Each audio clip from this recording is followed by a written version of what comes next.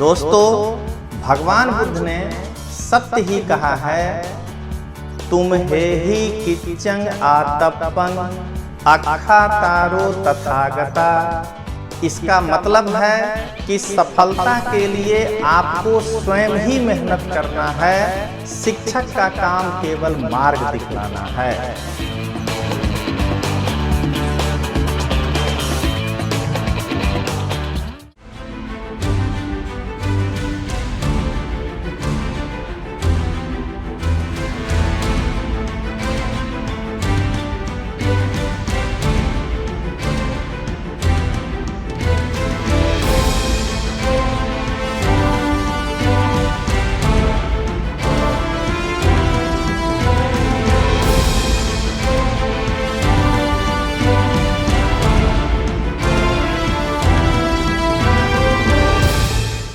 नमस्कार दोस्तों, Rajneesh Tomar sir for UPSC tracker, Bharat academy और विश्वास एजुकेशन प्राइवेट लिमिटेड, इन तीनों प्लेटफॉर्म पर आपका हार्दिक स्वागत है।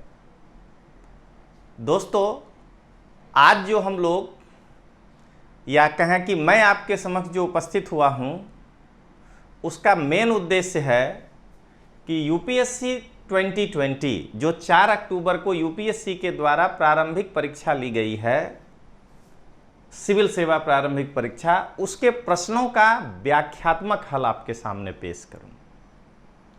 यह एक श्रृंखला के रूप में एक एक कर आपके सामने आएगा। उसके अंतर्गत आज भारतीय इतिहास से संबंधित जितने भी प्रश्न आपको पूछे गए हैं, उनका मैं आपको व्याख्यात्मक हल आज व्याख्या करके बताऊंगा कि ये कहना क्या चाहता है। उसके बाद मैं आंसर दूंगा। तो दोस्तों, आपका ज़्यादा समय नहीं लेते हुए हम शुरुआत करते हैं आज की इस श्रृंखला की पहली कड़ी, जिसमें 4 अक्टूबर को यूपीएससी के द्वारा पूछे गए प्रश्नों का व्याख्यात्मक हल का एक सीरीज प्रस्तुत कर रहे हैं आपको। इसके अंतर्गत भारतीय इतिहास के प्रश्नों को मैं आपके सामने पेश कर रहा हूं। लेकिन दोस्तों, उसके पहले हम 2021 के लिए तैयारी कैसे करें, उसके लिए आपको सुविधा हो, हमने 2020 के पेपर का एनालिसिस किया है कि किस पोर्शन से कितने क्वेश्चन आए हैं।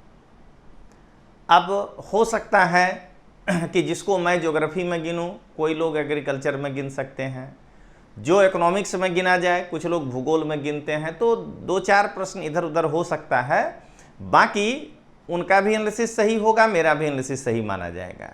तो मेरे विचार से किस पार्ट से कितने क्वेश्चन आए हैं, उस पर मैं आपको पहले एक प्रकाश डाल दूं। तो दोस्तों, भारत के इतिहास से 19 प्रश्न पूछे गए हैं और फिर मैं आपको बताऊंगा कि मेरे हिसाब से एक्सपेक्टेड मेरिट कहां रहना चाहिए।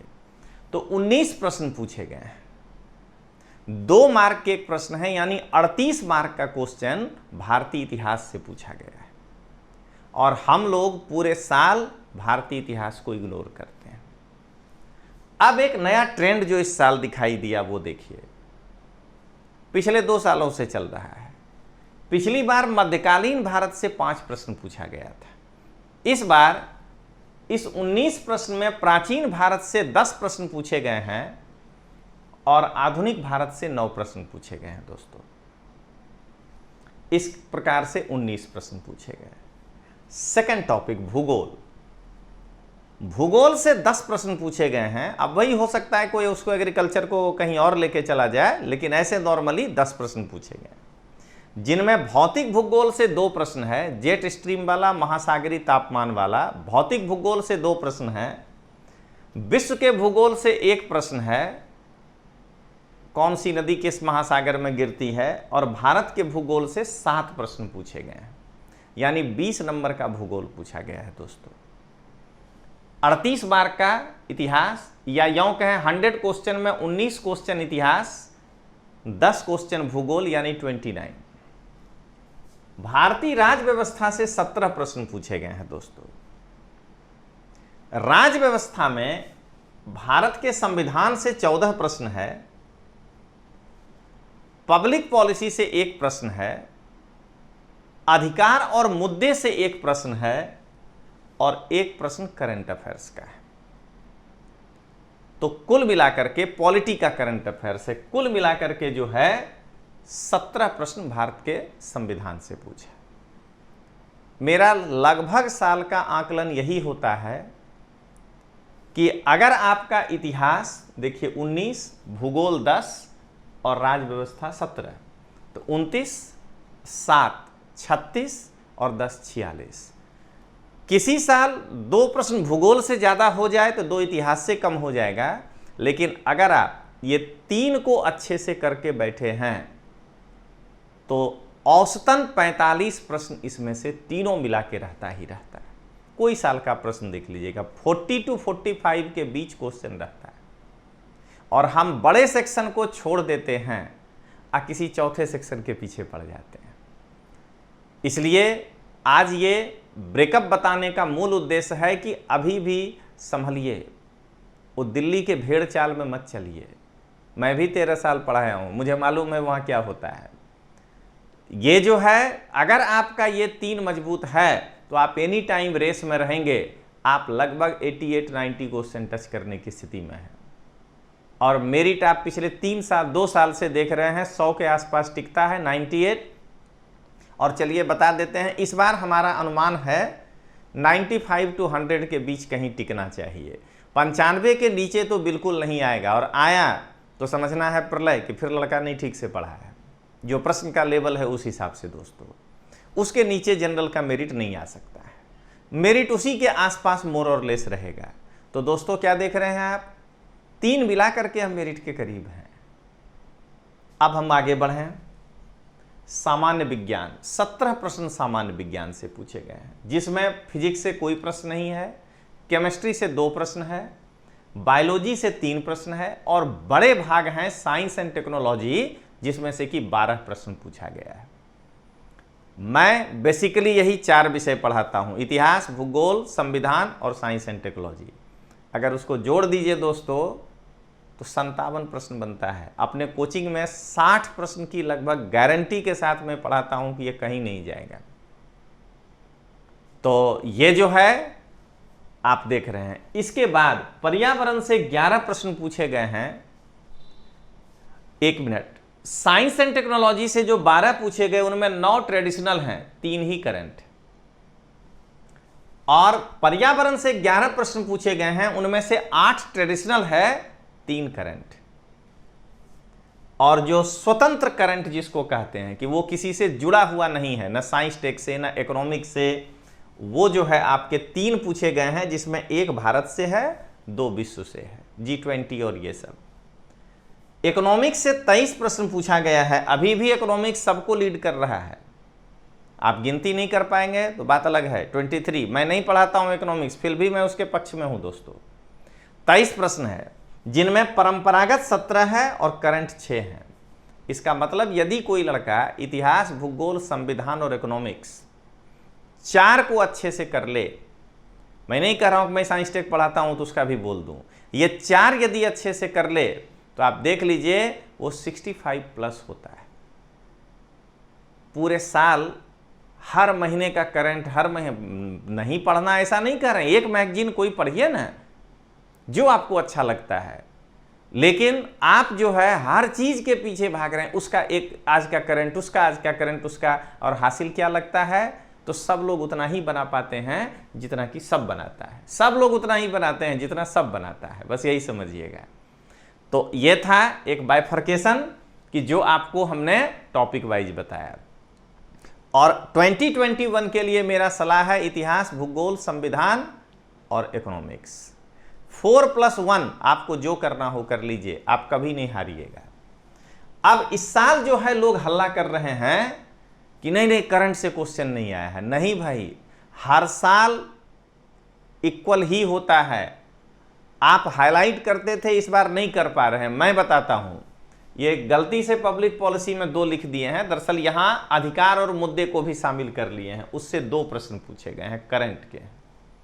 संविधान का 1 प्रश्न 3, बायोलॉजी का 1 प्रश्न 4, 3 में से 1 करंट था। साइंस एंड टेक्नोलॉजी का 3 प्रश्न 7, पर्यावरण से 3 प्रश्न 10, स्वतंत्र 3 13, इकोनॉमिक्स 6 18 1 19। क्या देख रहे हैं, 19 प्रश्न अभी भी करंट अफेयर्स है।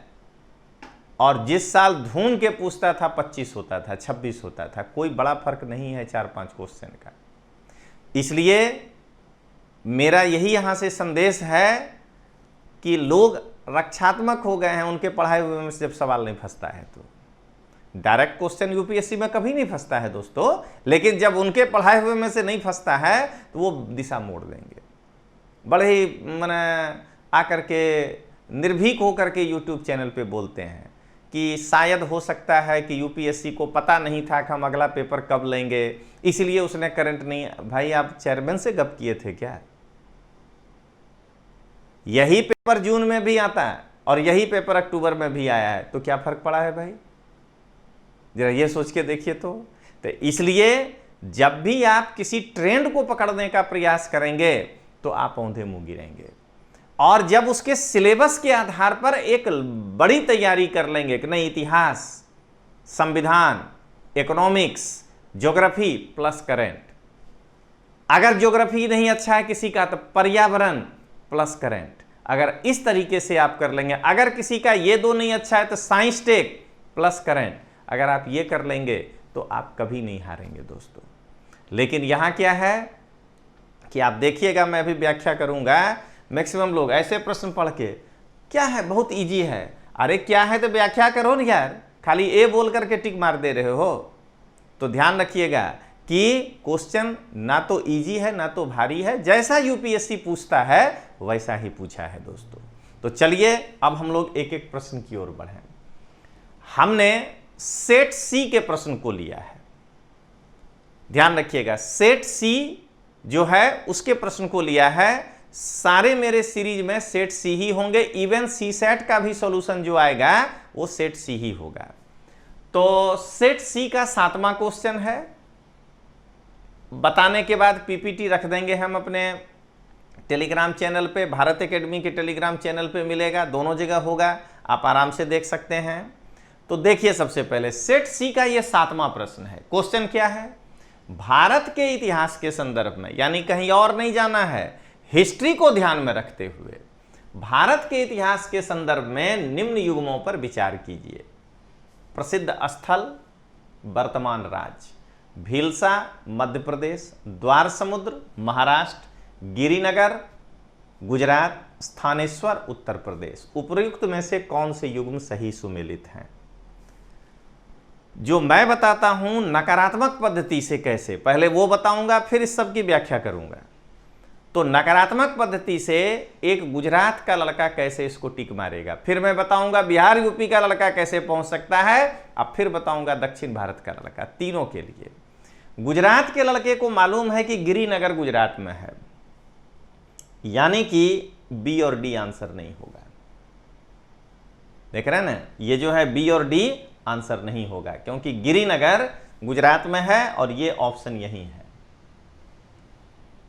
जरा देखते जाइएगा, गुजरात का लड़का एक तो पकड़ा।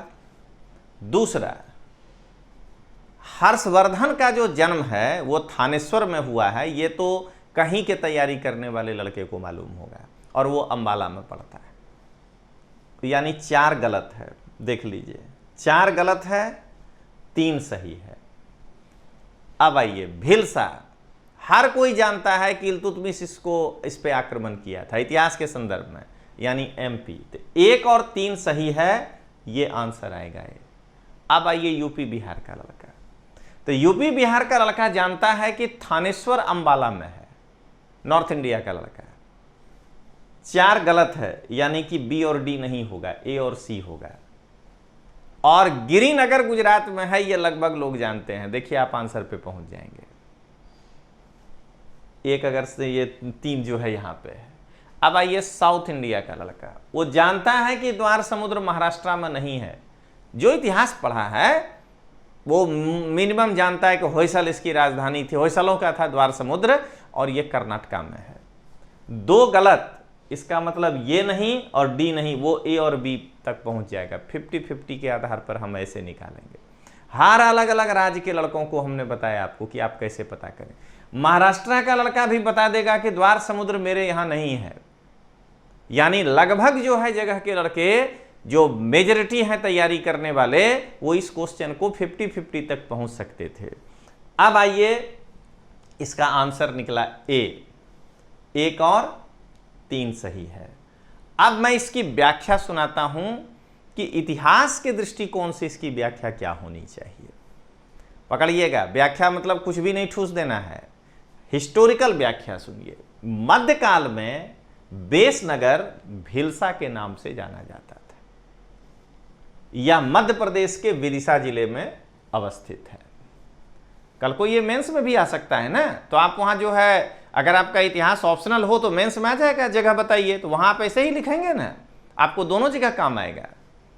यह स्थल मध्यकाल में भीलवासीन सूर्यदेव के मंदिर के लिए प्रसिद्ध था। अब आइए, अब इतिहास और ज्यादा, ये तो हो गया हिस्टोरिकल इतिहास में कल्चर पार्ट। अब आइए मेन इतिहास। मिन्हाज की ताबकाते नासिरी के अनुसार इल्तुतमिश ने 1233-34 में इस नगर पर आक्रमण किया था। अगला, 1293 ईस्वी में जुलालुद्दीन खिलजी के सैनिक कमांडर के रूप में अलाउद्दीन खिलजी ने इस नगर पर आक्रमण किया था। 1532 में गुजरात के बहादुर शाह ने इस पर विजय प्राप्त किया था, और इसके बाद यह मालवा के सुल्तान के अधीन हो गया। मालवा के सुल्तान की जब शक्ति कमजोर हुई तो ये मुगलों के अधीन चला गया, और अंत में ये सिंधिया के राज का भाग हो गया। ये है ऐतिहासिक संदर्भ में भिलसा। अब आइए द्वार समुद्र। यह होयसलों की राजधानी थी, जो वर्तमान समय में कर्नाटक में स्थित है। अब आइए इतिहास। 1310 में दिल्ली सल्तनत के सुल्तान अलाउद्दीन खिलजी ने मलिक कफूर को दक्षिण अभियान के लिए भेजा था। फरवरी 1311 में मलिक कफूर ने होयसलों की राजधानी द्वार समुद्र को घेर लिया, और होयसल शासक बीर बल्लाल थर्ड ने बिना किसी प्रतिरोध के आत्मसमर्पण कर दिया था। ऐसे ही नहीं पूछ रहा है, अलाउद्दीन खिलजी में तो ये सब कोई पढ़ाते हैं। अब इस पर कोई कहे कि मेरे क्लास से आया है, अरे भारत के सब क्लास से आया है क्वेश्चन। अभी बताते हैं कि जो किसी के क्लास से नहीं आया है। यह ध्यान रखिएगा, इस प्रश्न को ऐसा कोई भारत का कोचिंग नहीं होगा जो आईएएस का क्लास लेता हो और ये नहीं पढ़ाता हो। अब आइए गिरिनगर। तो गिरिनार, जो गिरिनगर या रेवतक पर्वत के रूप में जाना जाता है, भारत के गुजरात के जूनागढ़ जिले में स्थित है। यहां 22वें जैन तीर्थंकर नेमिनाथ ने तपस्या की और मोक्ष प्राप्त किया। यह हुआ कल्चरल इतिहास। अब आइए इतिहास क्या है। जूनागढ़ अभिलेख से पता चलता है कि गुप्त काल में यहां पुरपाल जो था, चक्रपालित नामक व्यक्ति था। यहां का पुरपाल चक्रपालित था। अब आइए स्थानेश्वर। हर्षवर्धन का जन्म 591 ईस्वी में स्थानेश्वर अंबाला में हुआ था, जो वर्तमान में हरियाणा राज्य में स्थित है। इतना जो है जानने के बाद हम अब कंफर्म हो गए कि हाँ, ये सवाल का ये जवाब है। बाकी अरे बड़ा इजी है, ये होता है, अरे तो बोलिए तो कि उसमें क्या इतिहास है। लड़का वो जानने आया है ना, ABCD तो कई टेलीग्राम में हो चुका है। जिसको जो समझना है कि मेरा कितना सही है, हर लोग अपने हिसाब से सही आंसर दिए हैं, मैं भी दे रहा हूं। हो सकता है कि मेरे में से 2 गलत निकल जाए, फिर 2 उनमें से गलत निकल जाए, कभी 2 उनमें से गलत निकल जाए, तो मोर और लेस 90 प्लस जो है, जो भी अच्छे लोग आईएएस में हैं, उनका 100 में से क्वेश्चन सही है। आप उसमें से अंदाज लगा लीजिए कि आपका कितना हो रहा है। आप अगर 90, मान लीजिए किसी का भी सोल्यूशन देख रहे हैं और आपका 22 हो रहा है, तो उनके 10 गलत हो जाने से आप पास तो नहीं हो जाइएगा। अगर उनके 90 में आप 50 हो रहे हैं तो ऑब्वियसली है कि आप रेस में हैं, फिर सोचना ही नहीं है। 45 हैं तो भी रेस में हैं।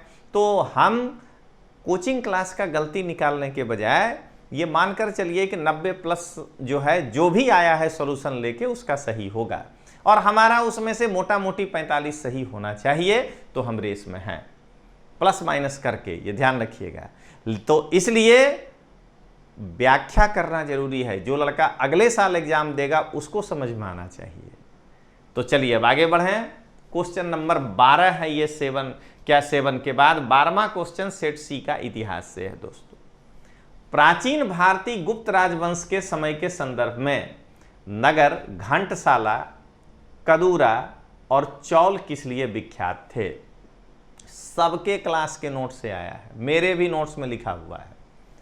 विदेशी व्यापार करने वाले बंदरगाह, शक्तिशाली राज्यों की राजधानियां, उत्कृष्ट प्रस्तर कला और स्थापत्य से संबंधित स्थान और बौद्ध धर्म के महत्वपूर्ण तीर्थस्थल।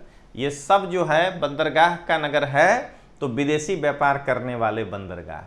अब आइए इसका हम व्याख्या आपको बताते हैं। ए हुआ इसका आंसर, ए विदेशी व्यापार करने वाले बंदरगाह।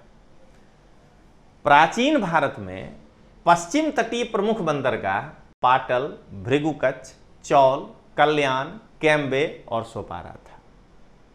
सबके नोट्स में है ये। प्राचीन काल में मालाबार तट पर कोलम मलाया, जिसे वर्तमान में क्यूलोन कहते हैं, प्रमुख बंदरगाह था। सबके नोट्स में है, मेरे भी में है, जो बड़े बड़े नाम लेके पढ़ा रहे हैं उनके भी नोट्स में है, बंगलौर में भी कोई पढ़ा रहा होगा उसके भी नोट्स में। कोई बहुत बड़ी बात नहीं है दोस्तों। मैं बताता हूं ना कि ये प्रश्न है कि नहीं, तब समझना है कोई विशिष्ट है। ये तो सबके नोट्स में है। प्राचीन भारत में पूर्व तटीय बंदरगाह ताम्रलिप्ति, घंटसाला और कदूरा था। सबके पास है ये इंफॉर्मेशन। और तमिलहम क्षेत्र में मुजरिसी, जिसे क्रांगनोर कहते हैं, प्रमुख बंदरगाह था। ये हुआ आपका सबके बारे में। अब आइए क्वेश्चन नंबर 21, भारतीय इतिहास का क्वेश्चन नंबर 21 सेट सी। भारत के सांस्कृतिक इतिहास के संदर्भ में निम्नलिखित युग्मों पर विचार कीजिए। पहला, परिव्राजक, परित्यागी व भ्रमणकारी। अगर ऐसा लिखा हुआ किसी के नोट्स में है तो मानेंगे कि उससे क्वेश्चन फंसा है।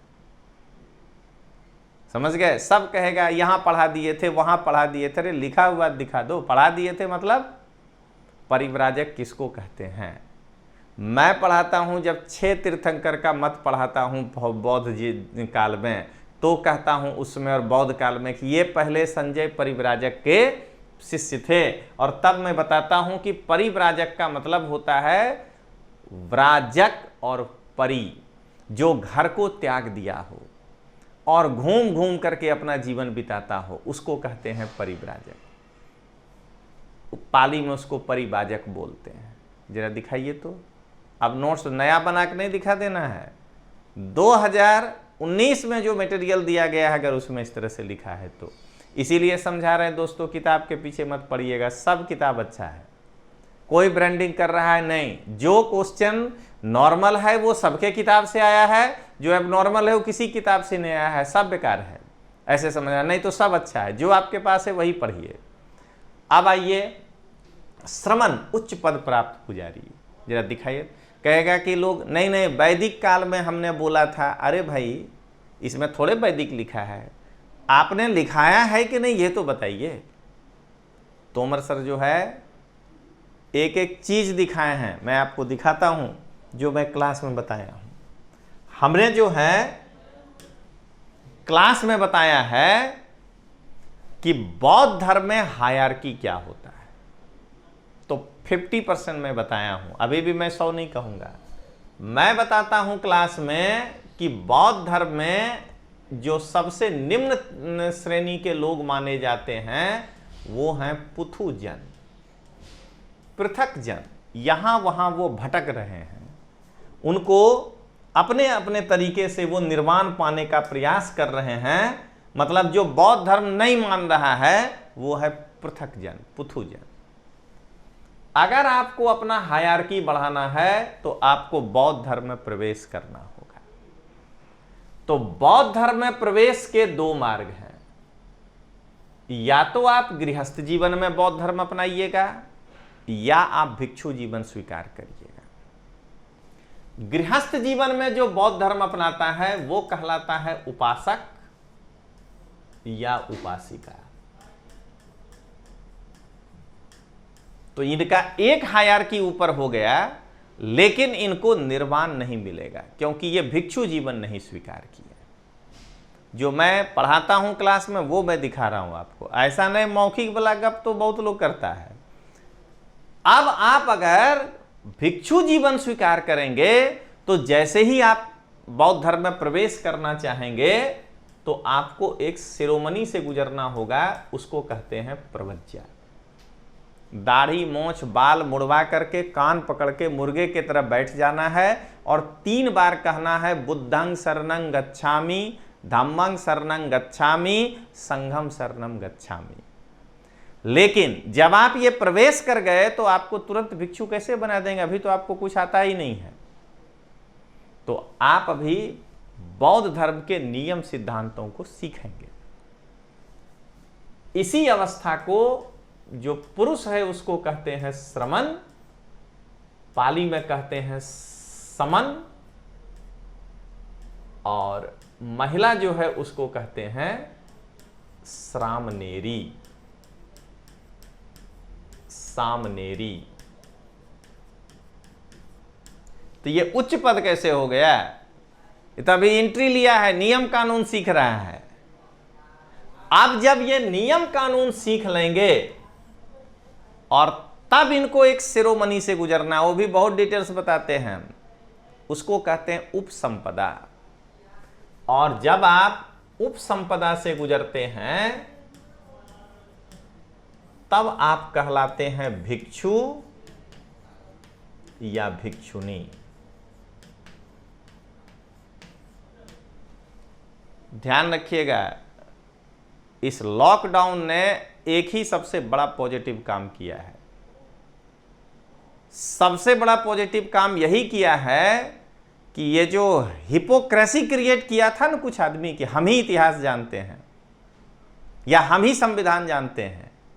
एक छोटा सा आदमी अहमदाबाद से भी चुनौती देने की स्थिति में है, गुजरात से चुनौती दे रहा है कि मैं जो ये व्याख्या किया, आप भले जो है, मैं तो तकनीकी कारण से थोड़ा लेट हो गया कि मेरा शूटिंग भावनगर में होता है, मैं अहमदाबाद में था, मेरे परिवार में एक लोग को कोरोना हो गया है, तो उस कारण से थोड़ा परिवार में फैमिली दूर, मतलब मेरे यहाँ नहीं गांव में, तो थोड़ा मानसिक रूप से अस्थिर थे, उनसे बातचीत में हमें थोड़ा समय लग गया, वरना ये तो फर्स्ट डे ही दे करके हम बता देते। खाली ये होता है, मतलब ये सबसे बड़ा है कि आज लड़कों को सबसे पहला चीज, अभी भी लड़कों के पास जगने का समय है कि दिल्ली में ही सब कुछ है, ऐसा नहीं है दोस्तों। पूरे भारत में अच्छे अच्छे टीचर पड़े हुए हैं, आपको खोजने आना चाहिए। और इसीलिए हम मानते हैं कि ये लॉकडाउन या कोरोना का ये पॉजिटिव इफेक्ट है यूपीएससी कॉम्पिटिटिव फील्ड में। हर लोगों को बाहर आना पड़ा, अकेला मैं नहीं कह रहा हूं, और हर लोग अपनी क्षमता के हिसाब से लड़के के सामने आए। और अब लड़का को किसी को भी जज करना है तो यूट्यूब में वो आदमी है, आप उसको देख के जज कर सकते हैं कि उसके पास क्या नॉलेज। ये झूठे 370 में कश्मीर पढ़ाया सवाल में नहीं आया। अरे 370 में क्या हुआ उस टेक्निकल बात को बताना था ना। कहां कहां लेके चला गया आदमी 3 घंटा पढ़ाने। केशवानंद क्या आया जरा सोच के देखिएगा, डायरेक्ट क्वेश्चन है। पॉलिटी में हम आपको आएंगे व्याख्या लेकर के देखिएगा, तो लॉ से रिलेटेड क्वेश्चन है, लीगल क्वेश्चन है कि प्रस्तावना भाग है कि नहीं। केशवानंद भारती केस से निकला। क्या क्या अपने जान गए कि इंदिरा गांधी थी तो वो थे तो फलाने। अरे भाई वो क्यों दिमाग के लड़के का खराब कर रहे हो। संविधान पढ़ाओ जो संविधान में कहता है। जो तेज चैनल का स्लोगन है, सीधी बात लो बकवास, तो यही प्रॉब्लम है दोस्तों। तो चलिए अब देखिए आगे। तो भिक्षु और भिक्षुनी, एक भिक्षु और भिक्षुनी क्रमशः 227 और 311 नियमों का पालन करेंगे। इससे वो शारीरिक रूप से तो शुद्ध हो गए, लेकिन मन के अंदर 12 चीज है जो हमसे गलत काम करवा सकता है। आश्रव कहते हैं, 2-4 बता देते हैं, पाली थोड़े पढ़ा रहे हैं सब बताएं। क्रोध, अहंकार, ईर्ष्या, द्वेष, आलस्य, शंका, मन का भटकाव, ऐसे टोटल 12 चीज हैं जो कि हमको इस मार्ग से भटकाता है। उसके लिए अब आपको मेडिटेशन करना होगा। और जब आप मेडिटेशन करने बैठेंगे तो पहली बार में इनमें से जो सबसे 4 आसान है, क्रोध, लोभ, मोह और द्वेष, ये आपके मन से निकलेगा। जैसे ही आपके मन से ये निकला, अब आपका स्टेटस हो जाएगा सोता पत्ती, स्ट्रीम विनर। अब आपको निर्वाण दिखाई देगा लेकिन निर्वाण मिलेगा नहीं।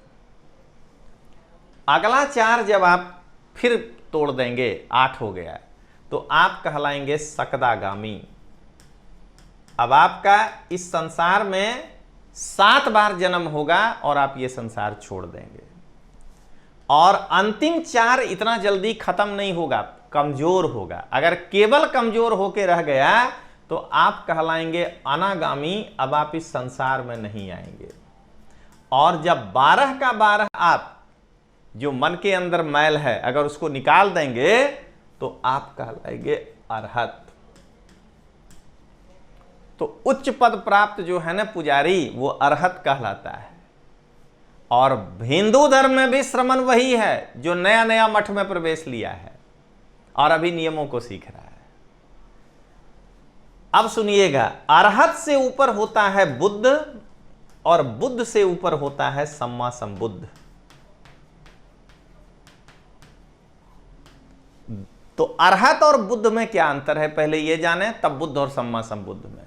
जब किसी गुरु के बताए गए मार्ग पे चल करके आप ज्ञान पाइएगा तो आप कहलाइएगा अरहत बौद्ध धर्म के हिसाब से। और जब स्वयं चल करके मार्ग प्राप्त करिएगा, स्वयं ज्ञान खोजिएगा, तो आप कहलाइएगा बुद्ध। इसीलिए भगवान महावीर को अरहत कहते हैं, क्योंकि वो अपने जो उनके पहले के 23 तीर्थंकर थे उनके बताए गए मार्ग पर चल करके उनको ज्ञान मिला था। ज्ञान खुद पाए थे बट मार्ग वो था।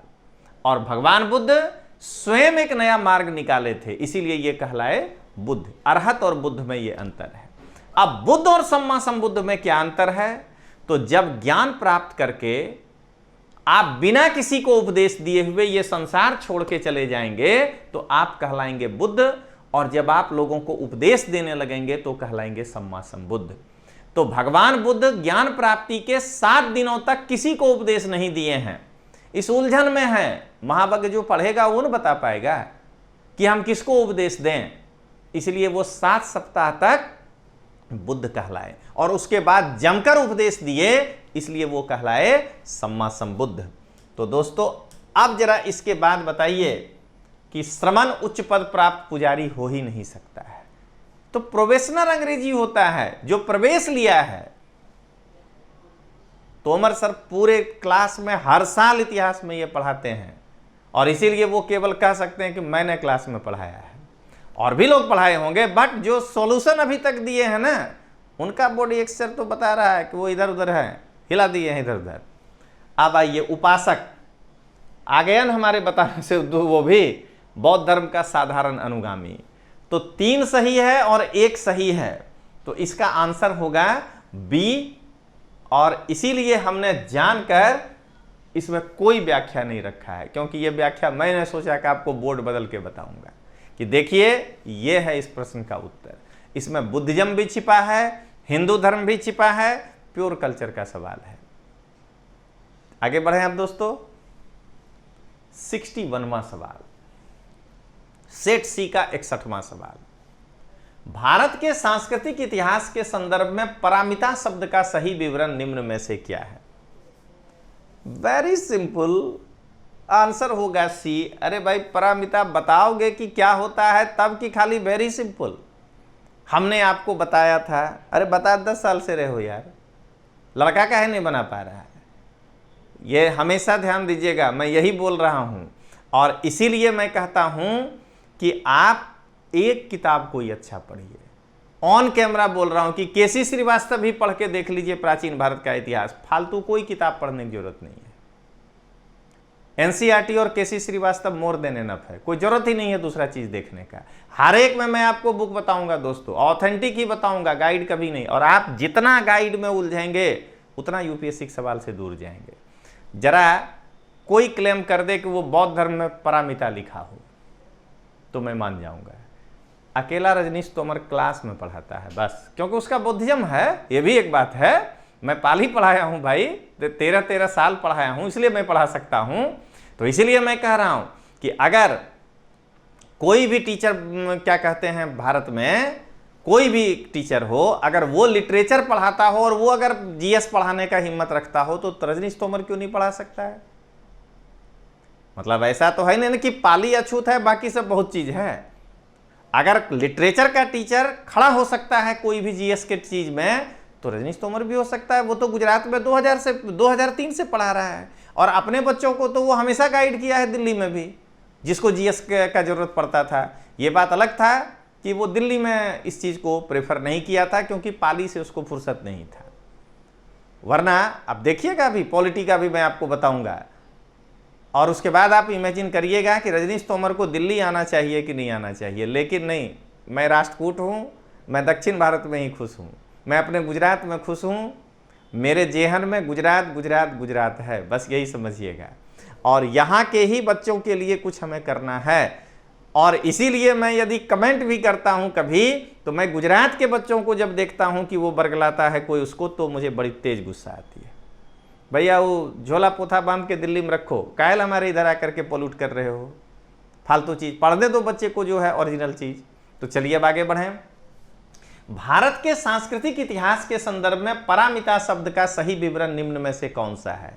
सूत्र पद्धति में लिखे गए प्राचीनतम धर्मशास्त्र पाठ, वेदों के प्राधिकार को अस्वीकार करने वाले दार्शनिक संप्रदाय, परिपूर्णताएं जिनकी प्राप्ति से बोधिसत्व पथ प्रशस्त हुआ, और डी आरंभिक मध्यकालीन दक्षिण भारत की शक्तिशाली व्यापारी श्रेणियां। आंसर है सी, सब जानते हैं। व्याख्या सुनिएगा, और बेहतरीन व्याख्या आपके लिए पाली टेक्स्ट से लेकर आए हैं। पारमिता एक बौद्ध शब्द है जिसे अक्सर पूर्णता के रूप में ग्रहण किया जाता है। पारमिता परम से बना है, समझिएगा, पारम तो यानी वो पूर्ण हो गया। इसका वर्णन बौद्ध टीकाओं में किया गया है, जो आमतौर पर प्रबुद्ध प्राणियों के साथ जुड़ा है। यानी बौद्ध ग्रंथ में जब टीका किया जाता है तो प्रबुद्ध प्राणी के लिए पारमिता शब्द का प्रयोग होता है। थेरवाद टिप्पणीकार धम्मपाल पारमिता को महान गुणों के रूप में वर्णित किए हैं। कहते हैं कि जिनमें महान गुण है वो पारमिता है, और वो अक्सर बोधिसत्व के लिए, क्या कहते हैं, प्रयुक्त होता है। अब आइए, खुद्दक निकाय में 10 पारमिता का उल्लेख। ये पाली में से जब पढ़ाते थे तब पढ़ाते थे। दान पारमी उदारता, शील पारमी नैतिक आचरण, नेक्षम पारमी त्याग, पैया पारमी, प्रज्ञा को पैया बोलते हैं पाली में, विवेक, वीरीय पारमी ऊर्जा, खंती पारमी सहनशीलता, सच्चा पारमी ईमानदारी, अधिष्ठान पारमी दृढ़ संकल्प, मेत्ता पारमी, मित्रता का पाली में त्र का ताता हो जाता है मित्रता, और उपेक्षा पारमी उपेक्षा, अंत में कखा का पाली अच्छा हो जाता है तो उपेक्षा का उपेक्षा। ये 10 पारमिता का उल्लेख। अब आइए, प्रज्ञा पारमिता सूत्र और अन्य महायान ग्रंथों में 6 पारमिताओं का उल्लेख। दान पारमिता उदारता, शील पारमिता नैतिक आचरण, शांति पारमिता सहनशीलता, वीरीय पारमिता ऊर्जा, ध्यान पारमिता चिंतन, और प्रज्ञा पारमिता ज्ञान। ये हुआ कि अब आपको कुछ थोड़ा पारमिता समझ में आया होगा। जुटे है, क्वेश्चन आसान है। अब आगे बढ़ते हैं।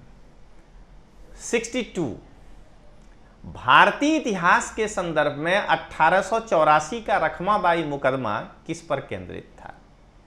महिलाओं का शिक्षा पाने का अधिकार, सहमति की आयु, दाम्पत्य अधिकारों का प्रत्यास्थापन। महिलाओं को शिक्षा के लिए यह केस नहीं है, मैं भी पूरी व्याख्या आपको दिखाता हूं।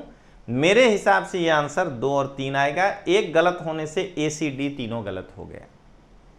रखमाबाई कोई व्याख्या नहीं किया अभी तक, लीजिए मैं करता हूं। रखमाबाई का जन्म जनार्दन पांडुरंग एवं जयंती बाई के घर में एक मराठी परिवार में हुआ था। जब वह 2 वर्ष की थी तब उनके पिता का निधन हो गया और उनकी मां ने 6 वर्ष के बाद, यानी कि 8 साल की जब वो थी, बंबई के चिकित्सक एवं सामाजिक कार्यकर्ता डॉक्टर सखाराम अर्जुन से विवाह कर लिया। उनकी मां का सेकंड मैरिज हो गया। 2 वर्ष के बाद, यानी जब ये 10 साल की हुई, रखमाबाई का विवाह सखाराम अर्जुन के सौतेले भाई, यानी उनके सौतेले पिता के चचेरे भाई दादाजी भीखाजी के साथ हुआ। यानी रखमाबाई का विवाह दादाजी भीखाजी के साथ हुआ।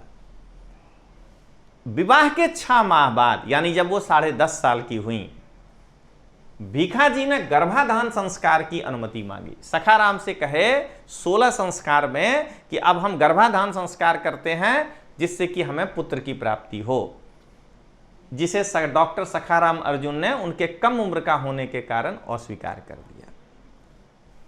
मार्च 1884 में भीखाजी ने अपने वकील चाक और वॉकर के माध्यम से सखाराम को एक कानूनी नोटिस भेजा, क्योंकि उस समय 10 साल ही था सहमति की आयु। सखाराम ने वकील पाइने और गिलबर्ट के माध्यम से इसे अस्वीकार किया और 1885 में भीखाजी बनाम रखमाबाई केस में रेस्टिट्यूशंस ऑफ कंजुगल राइट्स, इसका हेडिंग ये था, रेस्टिट्यूशंस ऑफ कंजुगल राइट्स, दाम्पत्य अधिकारों का प्रत्यस्थापन के नाम से ये केस हुआ। तो अगर इस नाम से ये केस हुआ तो तीसरा नंबर तो ऑप्शन अपने आप आ गया दोस्तों, यानी कि ए नहीं होगा। अब आइए, जब केस हुआ तो डिसीजन क्या आया? तो न्यायमूर्ति रॉबर्ट हिल पिनहेई ने रखमाबाई को कम उम्र का होने के कारण भीखाजी के विरुद्ध फैसला दिया कि गर्भाधान संस्कार नहीं होगा। 1 साल के बाद जब ये जज चले गए तो 1886 में यह मामला पुनः विचार के लिए लाया गया। तो उस समय फरनान हो गए थे न्यायमूर्ति। उन्होंने 4 मार्च 1887 को हिंदू कानून की व्याख्या का उपयोग करते हुए कि नहीं, गर्भाधान संस्कार तो होगा, क्योंकि 10 साल ही सहमति की उम्र थी। तो आदेश दिया रखमाबाई को कि या तो तुम पति के साथ जाओ या तुम कारागार जाओगी, जेल, हिंदू कानून का सहारा लेके। तो रखमाबाई ने कहा कि मैं कारावास जाऊंगी लेकिन मैं जेल नहीं मैं उनके साथ नहीं जाऊंगी। सहमति के लिए उसने ना किया। ये दूसरा हो गया, देख रहे हैं ना। तो सेकंड था सहमति की आयु, थर्ड था दाम्पत्य जीवन का प्रत्यस्थापन। शिक्षा का तो कहीं गप ही नहीं हो रहा है। अंततः 1891 में एज ऑफ कंसेंट बिल पारित हुआ ब्रिटिश भारत में, और उसमें सहमति की उम्र को 10 साल से बढ़ा करके 12 साल कर दिया गया। उसके बाद का कहानी फिर वही हो जाएगा जो लोग 370 में खींच लेते हैं, लंबा नहीं खींचना है। तो क्लियर हो गया कि रखमाबाई के लिए जब सखाराम अर्जुन उनके पिता, सौतेले पिता, केस करने गए थे तो केस का नाम था दाम्पत्य जीवन का प्रतिस्थापन।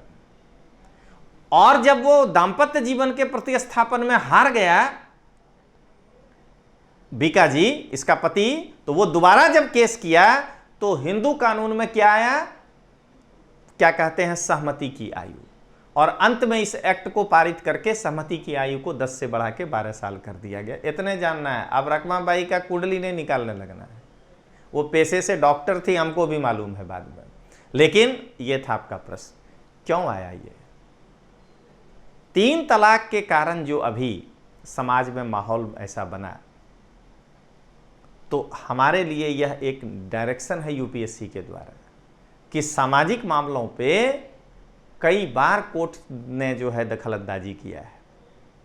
कई बार अगर इंडिविजुअल के अधिकार का उल्लंघन हो रहा हो तो उसको सामाजिक कानून से ऊपर वरीयता देते हुए कोर्ट ने उनके हक में फैसला दिया, या क्या कहते हैं, कोर्ट अगर नहीं दिया फैसला कभी तो पार्लियामेंट ने कानून बनाया। अंत में कानून ही पारित हुआ था ना। तो उसी तरह अभी भी कोर्ट के भी डायरेक्शन से और पार्लियामेंट ने भी कानून बनाया है। देखिए ये मिलता जुलता केस है।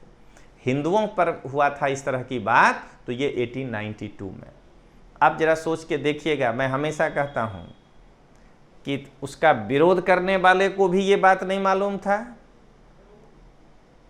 जो उनके साथ खड़े थे उनको भी नहीं मालूम था। वो बार बार कहते थे हिंदू महिला का क्या हिंदू, अरे भाई 1892 का पढ़े थे तुम, जो बार बार कहते हो कि हिंदू महिला का क्या, हिंदू महिला का क्या। अरे वैसे तो बहुत सारे समाज जब आगे बढ़ेगा तो कुरीतियों को धीरे धीरे हटाया जाएगा, तो इसको एकदम से हटा दिया ऐसा भी नहीं कहना है।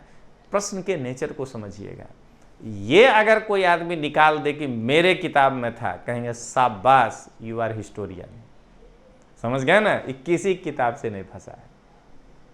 तब फालतू उनको किताब का ब्रांडिंग करने से फायदा।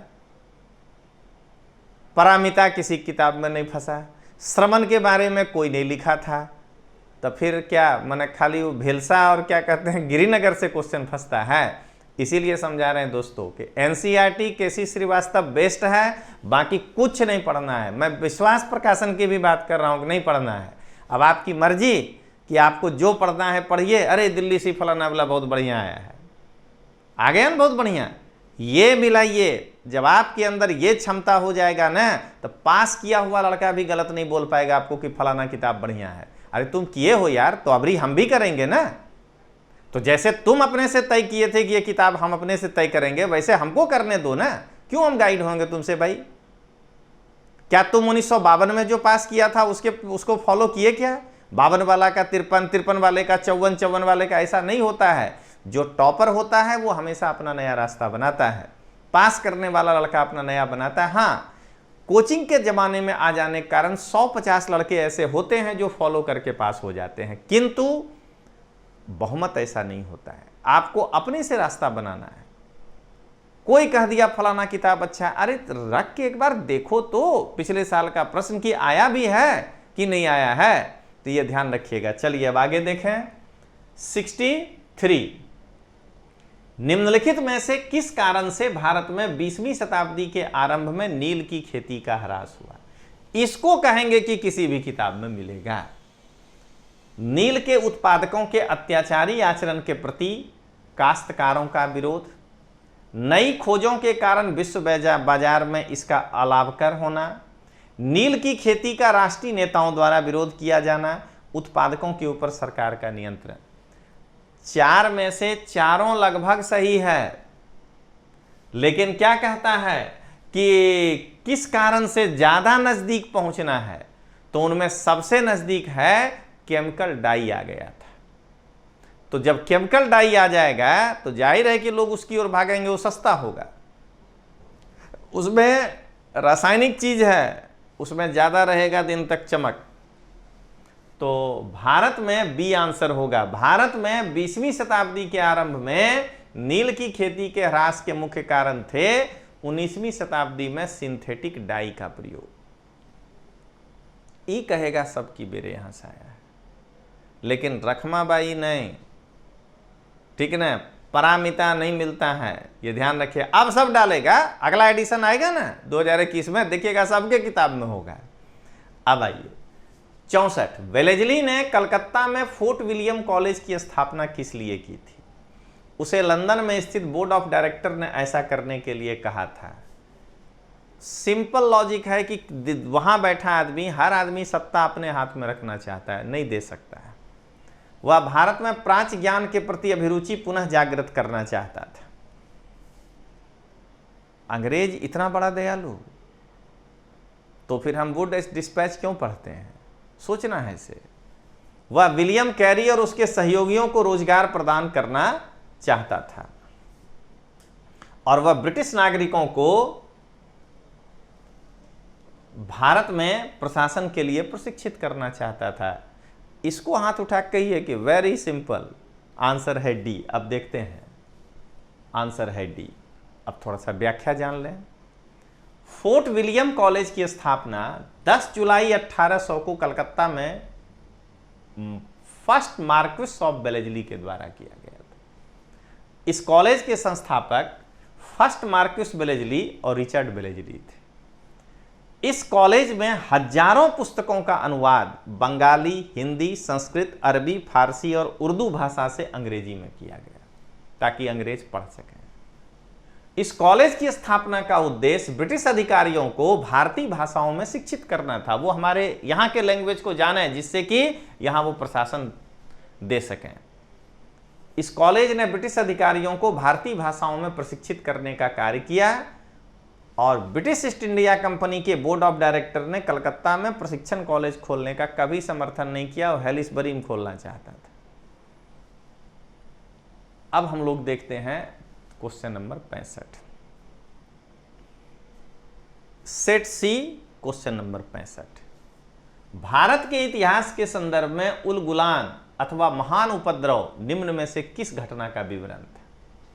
1857 के विद्रोह का, 1921 के मौपिला विद्रोह का, 1859-60 के नील विद्रोह का और 1899-1900 के बिरसा मुंडा विद्रोह का। सब लोग कहता है बिरसा मुंडा विद्रोह कोई उल गुलान कहते थे, तो हम भी कहते हैं डी होगा आंसर। लेकिन मैं आपको पूरी व्याख्या करके बताता हूं कि उल गुलान का मतलब क्या होता है। कहीं अगला साल ये पूछ दिया तो जो हम देखे इतना देर यूट्यूब बेकार हो गया। तो व्याख्या सुनिए। उल गुलान का शाब्दिक अर्थ होता है ग्रेट टुमुल्ट, बृहद हलचल, गुजराती भाषा में हलन चलन। इस विद्रोह का नेतृत्व 1899 से 1900 में बिरसा मुंडा ने किया था। बिरसा मुंडा का जन्म 15 नवंबर 1875 ईस्वी में मुंडा जनजाति में हुआ था। इन्हें धरती का अब्बा या पृथ्वी का पिता के रूप में भी जाना जाता है। इनका एक नारा था, अबुआ राज सेटर जान, महारानी राज टुंडू जान। अबुआ राज सेटर जान, महारानी राज टुंडूर जान। हिंदी है, रानी का राज समाप्त हो जाए और हमारा राज स्थापित हो जाए। और 9 जून 1900 को इनकी मृत्यु हो गई। तो उल गुलान का मतलब समझाना हमारा मेन था उद्देश्य दोस्तों। अब आगे बढ़ने के पहले Rajneesh Tomar sir for UPSC tracker इसी के लिए खड़ा है कि दिल्ली के उस मोह माया जाल को तोड़ना है। एकदम खुलकर बता रहे हैं दोस्तों। बेवजह हिंदी माध्यम के लड़के को परेशान कर रहा है।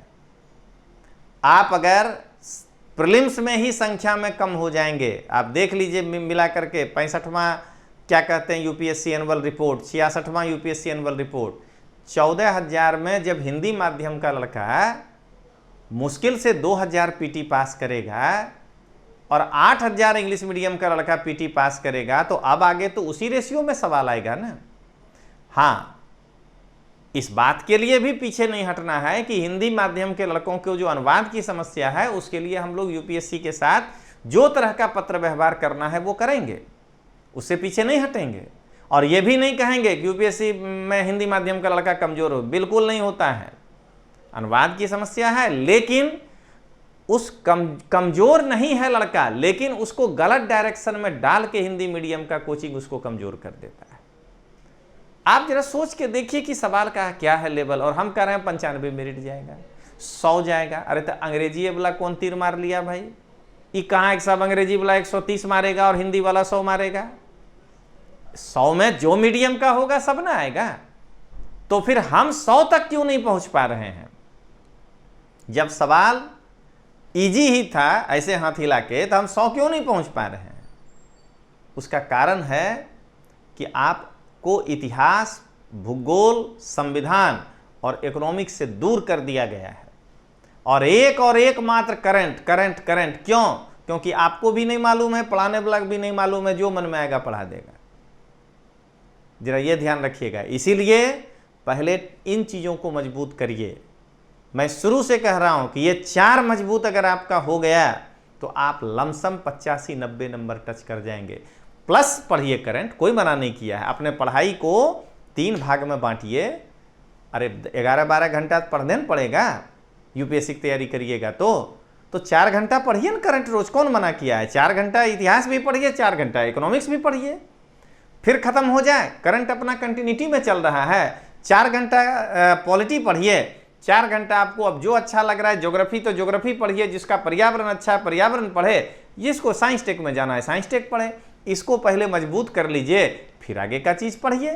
करंट अफेयर्स 4 घंटा पूरे साल पढ़िए, कौन मना किया है? नहीं, 12 में 8 घंटा करंट पढ़वाना है, और उसी में लड़का फंसा है दोस्तों। तो Rajneesh Tomar sir for UPSC tracker पूरे 1 साल आपको इसी तरह से यूट्यूब पर आकर के बीच बीच में गाइड करते रहेगा। अपने प्रकाशन का कोई किताब नहीं बोलेगा, जबकि आप देख लीजिएगा मैंने भी बहुत सारी किताबें लिखी हैं। गुजराती में तो मैं ढगलाबंद किताब लिखा हूं, समझ लीजिए कि 40 से ऊपर किताब है टोटल अगर देख लिया जाए। लेकिन मैं हमेशा कहता हूं कि गाइड है, गाइड नहीं पढ़ना है। वो आज भी मैं कहता हूं कि अगर लड़का उससे हट जाए तो मैं निकालना बंद कर दूं किताब। अरे भाई, वो मेरा काम नहीं है, मेरा काम पढ़ाना है। बुक्स लिखने का काम जो यूनिवर्सिटी में बड़े बड़े प्रोफेसर बैठे हैं, जो रिसर्च कर रहे हैं, उनका काम है भाई। उनकी किताबें पढ़ी जाए, जिसको पढ़ने से हम पास करेंगे। और आज हम रसातल में इसीलिए गए कि हम मिश्रापुरी की किताब नहीं पढ़ते हैं, लाल एंड लाल की किताब नहीं पढ़ते हैं, गाइड पढ़ते हैं। हम डीडी बसु और जैन पांडे को छोड़कर गाइड पढ़ रहे हैं। हम क्या कहते हैं, बिपिन चंद्रा को छोड़ करके गाइड पढ़ रहे हैं। इस कारण से आज मेरा ये हाल हुआ है। हिंदी माध्यम के लड़के को स्पेशल बता रहे हैं। अब आइए जरा आगे बढ़ें।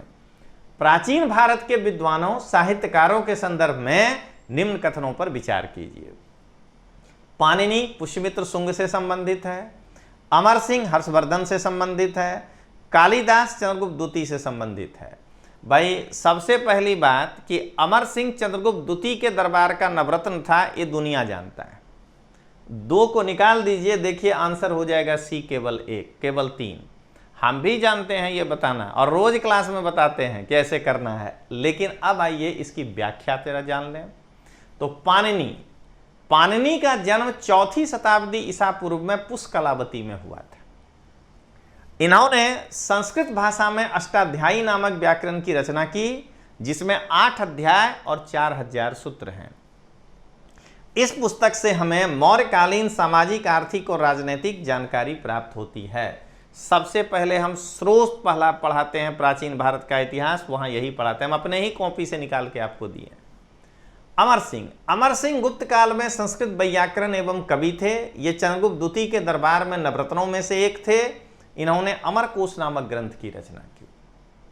कालिदास गुप्त काल में एक क्लासिकल संस्कृत लेखक थे। ये चंद्रगुप्त द्वितीय के दरबार में नवरत्नों में से एक थे। और तीसरा लाइन हम बुझे मन से बोलते हैं, हम कभी सपोर्ट नहीं करते। इन्हें भारत का शेक्सपियर कहा गया। क्या है भाई, शेक्सपियर को इंग्लैंड का कालिदास क्यों नहीं कहेंगे हम? पहले कालिदास की पहले शेक्सपियर। तो कालिदास ने जो लिखा वैसा न दिखता है उसका कृति, तो कोई बात नहीं, चलिए भारत का शेक्सपियर था। इन्होंने 7 ग्रंथों का प्रणयन किया। रघुवंशम, कुमार संभवम, ये दोनों महाकाव्य की श्रेणी में आता है। मेघदूतम, ऋतु संहार, गीति काव्य की श्रेणी में आता है। मालविकाग्निमित्रम, विक्रमोर्वशी, अभिज्ञान शाकुंतलम नाटक है ये तीनों। अब आइए 71।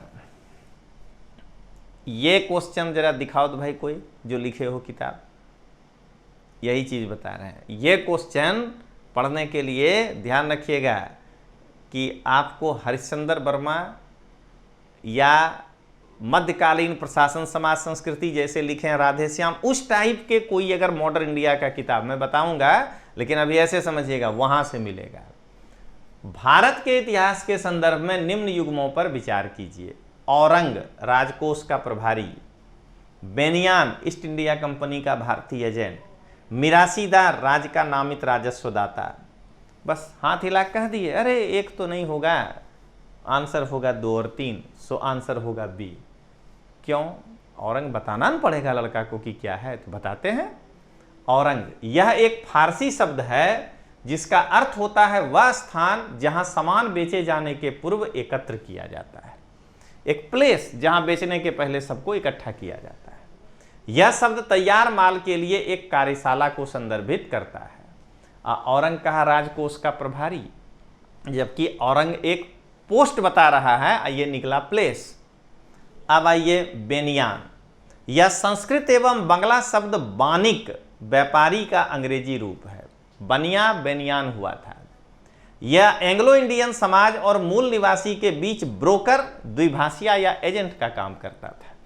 एंग्लो इंडियन यहां के मूल निवासी के बीच वो एजेंट का काम करता था। ये ज्यादातर उच्च जाति के हिंदू थे, विशेषकर ब्राह्मण।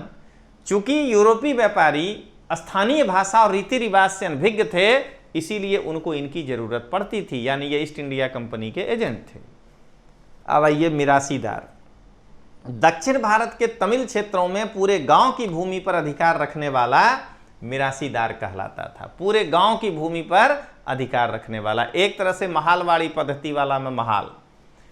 अक्सर ये ब्राह्मण या उच्च जाति के होते थे। रैयतवाड़ी बंदोबस्त के अंतर्गत सरकार ने मिरासीदार को भूमि का एकमात्र मालिक के रूप में मान्यता दिया और किराएदारों के अधिकारों को पूर्णतः खारिज कर दिया।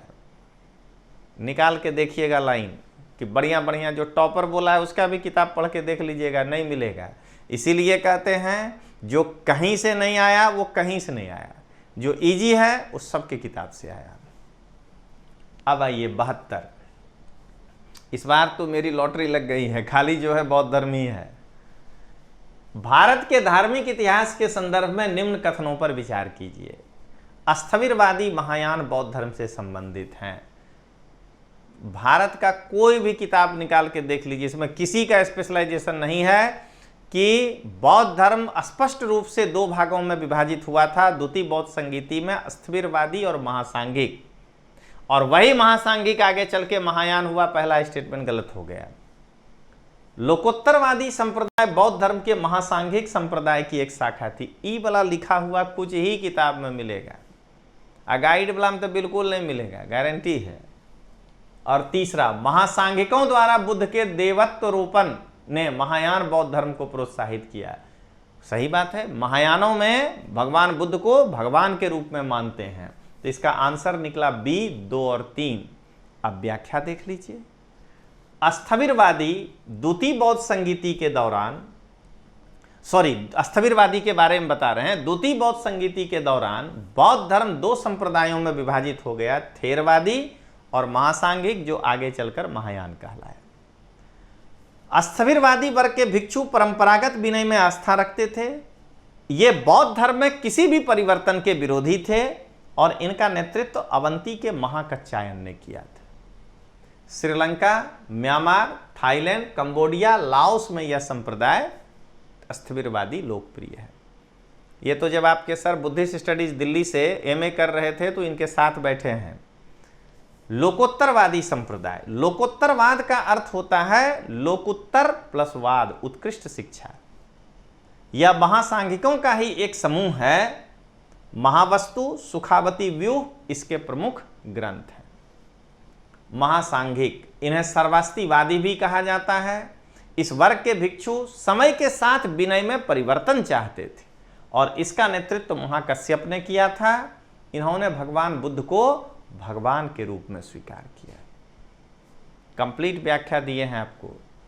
अब आइए 73 नंबर क्वेश्चन। निम्न में से कौन सा कथन औद्योगिक क्रांति के द्वारा 19वीं शताब्दी के पूर्वार्ध में भारत पर पड़े प्रभाव की सही व्याख्या करता है? ये लगभग के किताब में है। भारतीय दस्तकारी उद्योग नष्ट हो गए थे। भारत के वस्त्र उद्योग में मशीनों का बड़ी संख्या में प्रवेश हुआ था। देश के अनेक भागों में रेलवे लाइनें बिछाई गई थीं और ब्रिटिश उत्पादन के आयात पर भारी शुल्क लगाया गया था। डी तो हो ही नहीं सकता है, क्योंकि क्या कहते हैं 19वीं शताब्दी आ गया, इंग्लैंड का ही प्रभुत्व है। ये तीनों करीब है, बट उनमें से सबसे ज़्यादा करीब ए है कि 19वीं शताब्दी के पूर्वार्ध में जब इंडस्ट्रियलाइजेशन हुआ तो हाथ से बनाए हुए कपड़े का फिनिशिंग अब मशीन के फिनिशिंग में अंतर आ गया। वो देखने में अच्छा लगने लगा, कीमत में भारी अंतर आने लगा। अब प्लस उपनिवेशवादी सरकार थी, पॉलिसी ऐसा बनाया जिस कारण से दस्तकारी उद्योग नष्ट हो गया। अब आइए क्वेश्चन नंबर 74। अब 74वां क्वेश्चन देखिए। भारत के इतिहास में निम्न घटनाओं पर विचार कीजिए। राजा भोज के अधीन प्रतिहारों का उदय, महेंद्र वर्मन के अधीन पल्लव सत्ता की स्थापना, परांतक फर्स्ट के द्वारा चोल सत्ता की स्थापना और गोपाल के द्वारा पाल वंश की स्थापना। आंसर है सी 2413। लेकिन जरा व्याख्या देखें। राजा भोज 836 से 885 के बीच। रामभद्र का पुत्र एवं उसका उत्तराधिकारी मिहिर भोज इस वंश का, प्रतिहार वंश का महत्वपूर्ण शासक था। हम जोड़ के दिखा रहे हैं, यह दो पाल वंश के शासक देवपाल और विग्रहपाल का समकालीन था और गोपाल संस्थापक था। यानी उसके बाद इन ये दो आएगा तो मिहिर भोज गोपाल के बाद का राजा है। महेंद्र वर्मन फर्स्ट 600 से 630। सिंह विष्णु का पुत्र एवं उसका उत्तराधिकारी महेंद्र वर्मन फर्स्ट पल्लव शासक हुआ। इसके काल में पल्लव चालुक्य संघर्ष प्रारंभ हुआ। महेंद्र वर्मन एवं पुलकेशिन द्वितीय के बीच यह संघर्ष शुरू हुआ था। परांतक फर्स्ट 907 से 955। ये तो ऐसे भी चोल लास्टे में पढ़ते हैं। यह चोल शासक आदित्य फर्स्ट का शासक था। इसने मदुरा के पांड्य शासक राज सिंह सेकंड पर आक्रमण किया था और गोपाल 750 से 750 ईस्वी यह पाल वंश का संस्थापक था। तो इस तरीके से आप देख रहे हैं कि सबसे पहले 600 से 630, इसीलिए 2 है। उसके बाद गोपाल 750 से 770, इसीलिए 4 है। उसके बाद एक 836 से 885 और उसके बाद जो है आप क्या देख रहे हैं कि उसके बाद अंतिम है आपका परांतक फर्स्ट 907 से 955। ये था इसका व्याख्या। अब आइए, निम्न में से कौन सा उपवाक्य उत्तर हर्षकालीन स्रोतों में प्रायः उल्लिखित हुंडी के स्वरूप की परिभाषा बताता। हमको याद है कि जब हम लोग बच्चे थे ना और हमारे चाचा कुछ ले के आते थे और हम लोग उनको धक्का दे के छीनने का प्रयास करते थे खाने का चीज़, तो बड़ा गुस्सा करके कई बार कहते थे कि हुंडी लेबें, ऐसे ही बोलते थे हुंडी लेबें। तो बचपन से वो दिमाग में कौंध रहा है हुंडी। एक्सचेंज लेटर हुआ कि चाचा हमको कुछ लिख के दे दें, हम जाकर दुकानदार को दे देंगे, हुंडी है, अगर उनका क्रेडिट होगा तो देगा दुकानदार। अब जरा विनिमय पत्र हो गया इसका आंसर। लेकिन सी, जरा इसकी व्याख्या देखें कि हुंडी क्या था। तो यह मध्यकालीन भारत में विकसित एक वित्तीय साधन है जो व्यापार और ऋण के लेन देन में उपयोग होता था। फाइनेंशियल साधन है। इसका उपयोग धन के हस्तांतरण के लिए प्रेषण के साधन के रूप में किया जाता है। रिजर्व बैंक ऑफ इंडिया के अनुसार किसी व्यक्ति द्वारा बिना किसी शर्त के किसी अन्य व्यक्ति को राशि के भुगतान का आदेश हुंडी है। यह 3 प्रकार का है, सहज हुंडी, दर्शनी हुंडी और मुद्दती हुंडी। इतना आपको इंफॉर्मेशन दे दिए हुंडी के बारे में। अब दोस्तों, जो गुजरात के बच्चे हैं, अगर हमसे मैं 4 विषय का क्लास लेता हूं, इतिहास, भूगोल, संविधान और साइंस एंड टेक्नोलॉजी, अगर वो ऑनलाइन क्लास करना चाहते हैं तो भारत डिजिटल क्लास के ऐप को गूगल प्ले स्टोर में जाके डाउनलोड करिएगा, और नहीं तो यहाँ फ़ोन कर सकते हैं। और उसमें IS फुल कोर्स पैकेज करके लिखा होगा। फुल कोर्स नहीं है, मेरा ही 4 सब्जेक्ट है उसमें, बाकी फैकल्टी का नहीं है। वो मैंने अपना स्पेशल रखा है कि लड़के को ये मिले। 350 घंटे का लेक्चर हमने देने का प्रॉमिस किया है। 100 घंटे इतिहास, 100 घंटे भूगोल, 100 घंटे जो है संविधान और 50 घंटे मिनिमम, ये मिनिमम है, मैक्सिमम कुछ भी हो सकता है, साइंस टेक। दिल्ली से लोग 500 घंटा में बस बोल जाते हैं, सब मिला करके 350 घंटा अकेले दे रहे हैं दोस्तों। उसमें लगभग 100 घंटे का वीडियो शूट हो चुका है, जो आप वहाँ जाकर देख सकते हैं। 2 महीने के अंदर पूरा वीडियो आ जाएगा। 15,997 टोटल का चार्ज है। दिल्ली वालों की तुलना में बहुत सस्ता है, पानी के भाव में। और गुजरात के लड़कों के लिए स्पेशली है वो, क्योंकि उसमें जो PPT चलता है वो प्योर गुजराती में है दोस्तों। केवल मैं व्याख्या हिंदी में करता हूँ। वो यहाँ संपर्क कर सकते हैं, और नहीं तो गूगल प्ले से जाकर के आप ले सकते हैं। भारत के जो लड़के हैं, यदि वो रजनीश तोमर पर भरोसा कर सकते हैं तो इस नंबर पर संपर्क करिएगा। ऑनलाइन क्लास उनको भी दिया जाएगा, और उसमें पीछे का PPT प्योर हिंदी होगा। आप मेरे हिंदी बोलने के लिए, अरे बिहार में जन्म लिए हैं हिंदी नहीं जानेंगे, दिल्ली विश्वविद्यालय में पढ़े हिंदी नहीं जानेंगे। ये तो मैं जब 2003 में गुजरात आया था तो यहाँ पर माहौल नहीं था, उसको देख करके मैंने इसको कर्म भूमि बनाया। जब यहाँ कुछ भी कॉम्पिटिटिव फील्ड में नहीं था तब से मैं यहाँ काम कर रहा हूँ, और 2000 से 2013 तक दिल्ली में भी मैं पढ़ाया और गुजरात में भी पढ़ाया, 3 से 13। बाद में मुझे लगा कि नहीं, यही मेरी कर्म भूमि है और यही काम करना चाहिए, ये एक सामाजिक सेवा भी होगा, इसीलिए मैं जो है गुजरात में आ गया और इसको ही हमने कर्म भूमि बनाया। लेकिन अब कोरोना के बाद तो सारा बाउंड्री टूट गया है। अगर आप चाहते हैं हिंदी भाषी क्षेत्र के लड़के भी कि यदि आप रजनीश तोमर सर से उच्च गुणवत्ता का चीज ले सकते हैं, एकदम 4 में चैलेंज है कि कोई आ जाए सामने, जीएस के हिसाब से मैं मंच शेयर कर सकता हूं। मंच क्यों शेयर करूं, यहीं दिखा रहा हूं अंतर दोनों में, तो आपको उच्च गुणवत्ता मिलेगा। 15,997 का पैकेज गुजराती वाले के लिए है। आप मुझसे बात करिएगा तो मैं आपको पैकेज बता पाऊंगा, और बहुत जल्द हम लोग हिंदी में इसको भारत आईएएस के नाम से ही नया ऐप आएगा और उसमें लेने जा रहे हैं, वो हिंदी में होगा। उसके लिए आप मुझे यहाँ संपर्क कर सकते हैं 6355391928, व्हाट्सअप कर सकते हैं। और जिनको गुजराती में हमारा क्लास लेना हो, पीपीटी गुजराती में वाला, तो वो मोबाइल नंबर है 9081-42967। आप मुझसे भारत एकेडमी में भी संपर्क कर सकते हैं। अब आइए, स्वतंत्रता संग्राम के समय लिखी गई सखाराम गणेश देउस्कर की पुस्तक देशेर कथा के संदर्भ में निम्न कथनों पर विचार। हाँ, जरा बताए तो कोई कि मेरे में से आया है, तब मान जाइए क्वेश्चन। 5 क्वेश्चन हो गया 19 में से, अब बाकी सबके किताब से है। अरे मैं जो लिखा हूं हिंदी में ना, यहाँ अहमदाबाद से जो किताब लिखा हूं उसमें भी बाकी क्वेश्चन है। तो ये ध्यान रखिएगा कि सिंपल सवाल सभी किताब से आता है, विशिष्ट सवाल किसी किताब से नहीं फंसता है, उसके लिए विशिष्ट अध्ययन करना होता है। ये क्वेश्चन क्यों आया वो बताता हूं।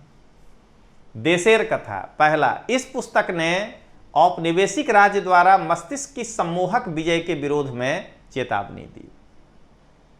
दूसरा, इस पुस्तक ने स्वदेशी नुक्कड़ नाटकों और लोकगीतों को प्रेरित किया।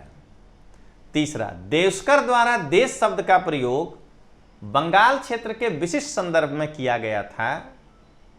बस यहीं पर हमको थोड़ा सा असुविधा हो रहा है। स्वदेशी आंदोलनकारियों ने देश का अर्थ निकाला बंगाल, देउस्कर साहब कर लगा हुआ है, मराठी हैं, उनके लिए पूरा ब्रॉड इंडिया था। तो मेरे विचार से इसका आंसर सी होगा। ये देखिए, ये मिस्टेक है, तीसरा नहीं मानिएगा, ये बंगाल के क्षेत्र में है, यह मिस्टेक हो गया है, ये टाइपिंग मिस्टेक है, इसको कट करके आप जो है इसको मानिएगा कि ये आंसर है 1 और 3।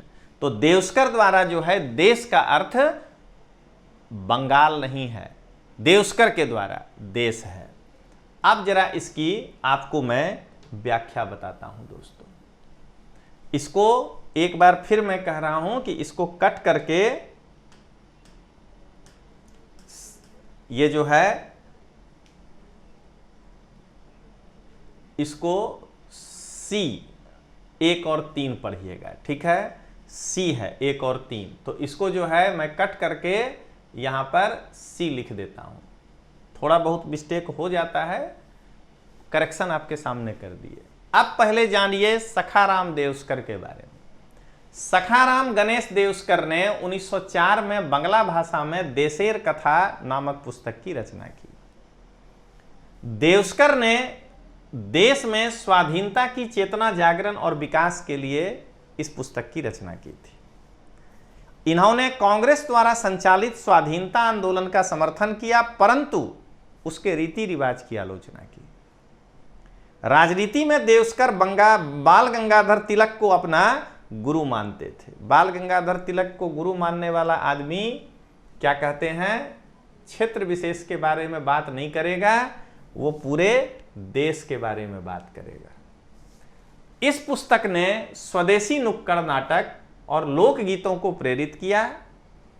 इनके द्वारा लिखे गए अन्य ग्रंथ पुस्तक महामती रानडे 1901 में, झांसी राजकुमार 1901, बाजीराव 1902, आनंदीबाई 1903, शिवाजीर महत्व 1904। शिवाजीर बंगला में लिख रहे हैं, शिवाजी का महत्व, झांसी राजकुमार, झांसी का राजकुमार बंगला में है। तो ये जो है आपका लिखे, लेकिन ध्यान रखिएगा ये क्वेश्चन क्यों आया, ये करंट से जुड़ा हुआ क्वेश्चन है दोस्तों। देखिए मैंने लिखा है वो मैं दिखाता हूं आपको। ये देखिए हुआ क्या, तो वो तो किताब लिख के चले गए।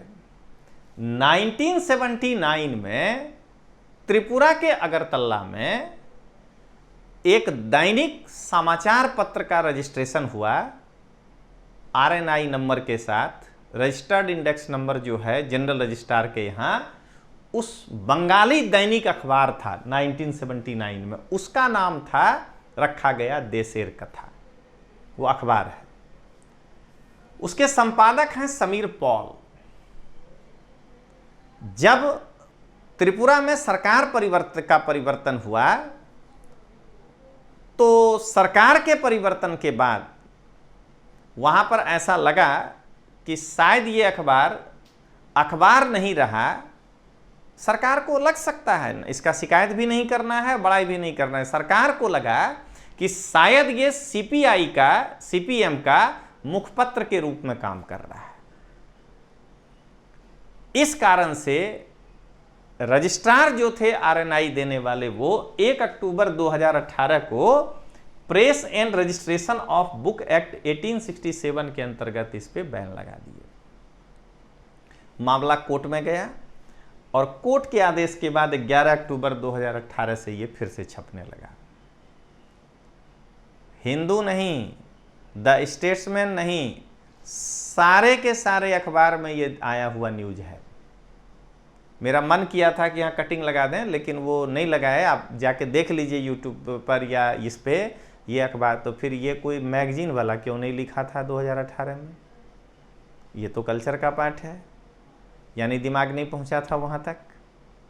यही चीज है दोस्तों। अब जरा हम लोग आगे बढ़ें, इसीलिए हम कहते हैं कि ये क्वेश्चन। अब आइए, गांधी इरविन समझौते में निम्न में क्या सम्मिलित था थे। ये तो मेरे किताब में लिखा हुआ है, मैं अपने ही किताब का व्याख्या भी आपको करूंगा। फर्स्ट, राउंड टेबल कॉन्फ्रेंस में भाग लेने के लिए कांग्रेस को आमंत्रित करना। सेकंड, असहयोग आंदोलन के संबंध में जारी किए गए अध्यादेशों को वापस लेना। थर्ड, पुलिस की ज्यादतियों की जांच करने हेतु गांधी जी के सुझाव को उसकी स्वीकृति। फोर्थ, केवल उन्हीं कैदियों की रिहाई जिन पर हिंसा का अभियोग नहीं था। नीचे के कूट में से कौन से सही हैं?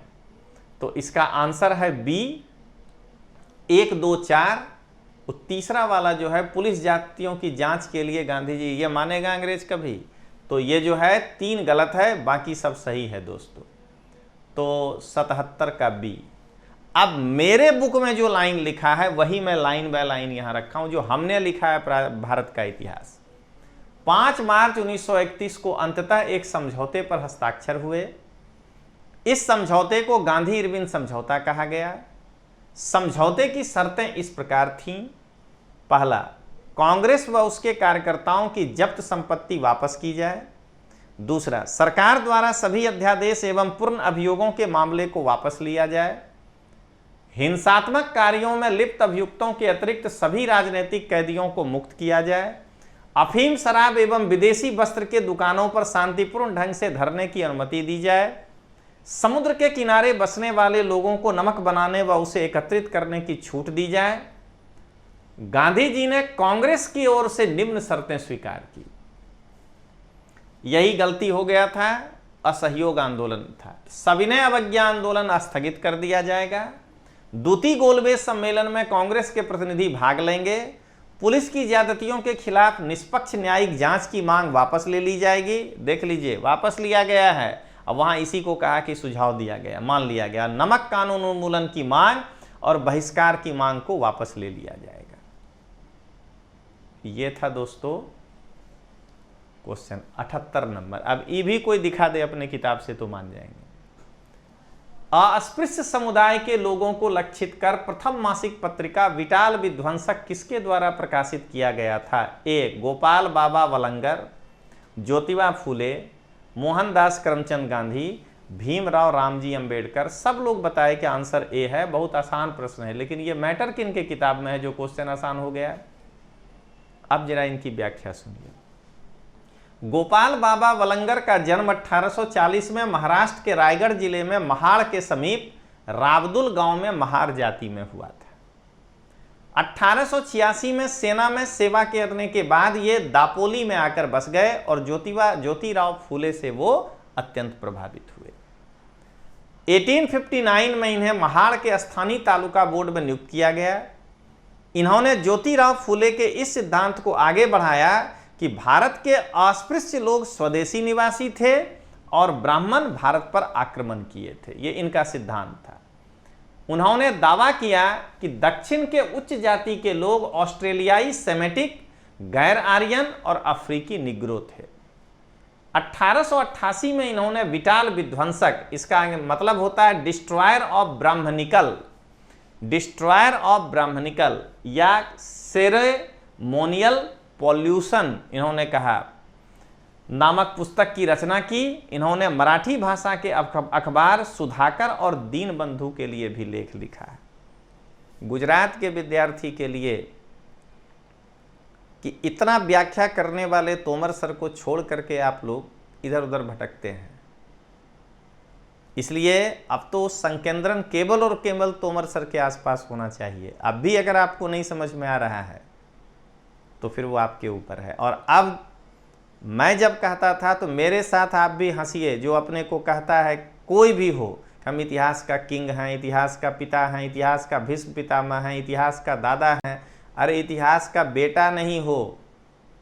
नहीं तो अभी कौन आया गुजरात से व्याख्या करने के लिए, जरा ये बताइए। इस तरह से वो दिल्ली वाला को पहले करने दिया, उसके बाद ABC उसी को देख दाख के जो है एक आध दो लोग बोल दिया। आज जो सबसे तेज बनता है गांधीनगर में, वो तो अभी तक नहीं दिखाई दे रहा है कि हम जो है व्याख्या करें। इसलिए कह रहे हैं कि गुजरात के लड़कों के लिए कि आप इधर उधर का मार्ग छोड़िए और तोमर सर के साथ आइए। 1 साल पढ़िए अच्छे से, देखिए आपका प्रीलिम्स मोर देन रिजल्ट आएगा गुजरात से। और आप भटकाव की स्थिति में हैं। आप दिल्ली का किताब पढ़े, जरा बताइए कि ये क्वेश्चन है उसकी किताब में, तो फिर वो पढ़ने का मतलब। तो आज भी समय है, 21 आपके सामने है और आप आइए तोमर सर के साथ जुड़िए। आप अगर चाहें तो ऐप के माध्यम से जुड़िए अगर मेरे तक नहीं आ पा रहे हैं, और नहीं तो मेरा गांधीनगर, अहमदाबाद और भावनगर 3 जगह क्लास है। मैं ही क्लास लेता हूं ये चारों विषय तीनों सेंटर पे। आपको मेरे लिए इंतजार करना पड़ सकता है, हो सकता है कि मैं इस दिन यहीं आऊँगा पढ़ाने, बाकी दिन दूसरे फैकल्टी आएंगे, लेकिन जिस दिन आऊँगा उस दिन फिर 6 घंटे पढ़ाऊँगा वहाँ बैठ के, बाकियों से ज़्यादा मैं पढ़ाता हूँ। तो अभी भी आपसे अपील है कि आप मिलिए, आप ये 3 सेंटर पर आकर के पढ़िए इतिहास। इसके बाद देखिएगा पॉलिटी का व्याख्या लेके आ रहे हैं कि वो भी कीजिए। मैं जानकर व्याख्यात्मक हल लेकर आया कि उनका ABCD पढ़ के मैं नहीं बता रहा हूँ। तो आप अभी सोच लीजिए, सब बहुत जानते थे अपने गुजरात में, सब GPSC कराने लगे थे। अरे व्याख्या के लिए तो आ जाते UPSC में, तब मैं मान लेता। एक भी आदमी में हिम्मत नहीं हुआ कि एक्सप्लेन करें कि लिख करके किसका ये होता है। सारे लोग बस वो दिल्ली वाला का ABCD को आगे पीछे करके कर दिया, जबकि वहां खुदे गलती है इतना। एक मेरे से मिस्टेक हुआ था, तुरंत सुधार दिए ना आपको। तो एक एक चीज को हमने खुद लिखा है। अब आइए आगे बढ़े, देखिए अब अगला प्रश्न। भारतीय इतिहास के संदर्भ में कुल्यावाप और द्रोणवाप शब्द क्या निर्दिष्ट करते हैं? ए. भूमि माप, बी. विभिन्न मौद्रिक मूल्यों के सिक्के, सी. नगर की भूमि का वर्गीकरण, डी. धार्मिक अनुष्ठान। तो भूमि माप था। ये क्वेश्चन सबके किताब में से आया है, अपने भी क्लास नोट्स तक से आया है। ये मेरा लाइन है क्लास में जो लिखा है कि गुप्त काल में भूमि माप की इकाई थी निवर्तन, कुल्यावाप, अढ़वाप, द्रोणवाप। निवर्तन और अढ़वाप नहीं पूछा है, फिर भी जो मैंने क्लास में नोट्स लिखाया था वो पूरा लाइन आपके सामने रख दिए हैं। ये हमारा व्याख्या होगा ई। अब आइए 80वां क्वेश्चन। निम्न में से किस शासक ने अपनी प्रजा को इस अभिलेख के माध्यम से परामर्श दिया? ये करंट का चीज है, धार्मिक सहिष्णुता जरूरी है। देखिए वही है क्वेश्चन। कोई भी व्यक्ति जो अपने संप्रदाय को महिमा मंडित करने की दृष्टि से अपने धर्म संप्रदाय की प्रशंसा करता है या अपने संप्रदाय के प्रति अत्यधिक भक्ति के कारण अन्य संप्रदाय की निंदा करता है, दूसरे का निंदा क्यों करें हम? मेरा धर्म बहुत अच्छा है, हम अपने धर्म की प्रशंसा करेंगे। आर्टिकल 25 भी तो यही कहता है।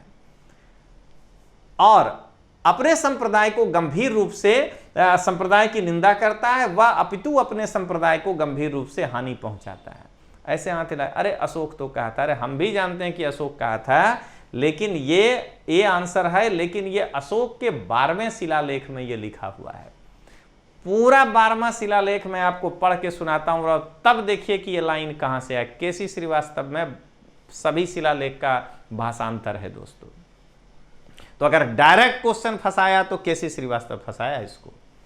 देवानांग प्रियदर्शी राजा सब संप्रदाय वालों का, चाहे वो त्यागी हो या गृहस्थ, सबका विविध दान और पूजा से सत्कार करता है, परंतु देवताओं का प्रिय इस दान और पूजा को इतना अच्छा नहीं समझता जितना इस बात को कि सब धार्मिक संप्रदाय वालों में सारत्व बढ़े, सब में झगड़ा नहीं हो, दोस्ती हो।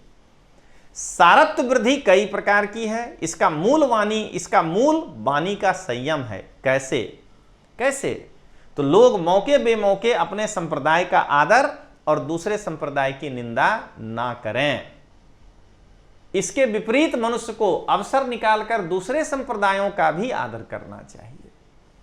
ऐसा करके मनुष्य अपने संप्रदाय की उन्नति और दूसरे के संप्रदाय का उपकार करता है। इसके विरुद्ध करता हुआ वह दूसरे संप्रदाय का अपकार करता है और अपने संप्रदाय को क्षति पहुंचाता है। अब लीजिए वो लाइन को मैं लाल से रंग दिया हूं जो 12वां शिलालेख में है।